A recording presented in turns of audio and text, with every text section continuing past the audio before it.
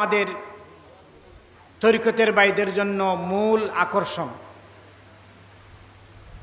দরুদের মাধ্যমে আপনি আল্লাহর নবীকে স্বপ্নে দেখতে পারবেন।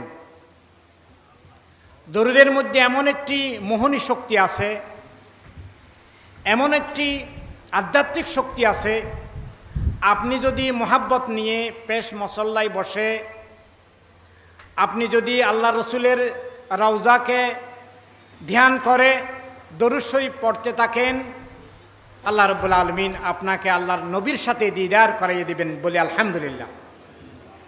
আপনি বিপদে পড়ছেন, দরুদ শরীফ পড়েন, বিপদ থেকে আল্লাহ রাব্বুল আলামিন মুক্ত করে দিবেন। আলহামদুলিল্লাহ। আপনি মুসিবতে পড়ছেন, আপনি অভাবে পড়ছেন, দরুদ শরীফ পড়েন, আপনার অভাব মোচন হবে। আলহামদুলিল্লাহ। বিশেষ করে বর্তমান সময়ে বড় বড় সরকারি চাকরিজীবীরা, মন্ত্রী এমপিরা, এরা বিভিন্ন রকমের অপরাধে লিপ্ত।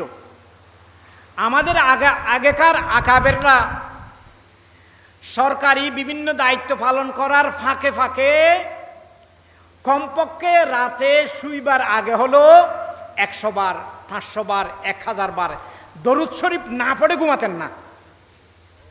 দরুদ শরীফ না পড়ে ঘুমাতেন না। তেমনি একজন জবরদস্ত আল্লাহর নবীর আশেকের নাম হলেন আব্দুল হামিদ। তিনি ছিলেন একজন বিচারক।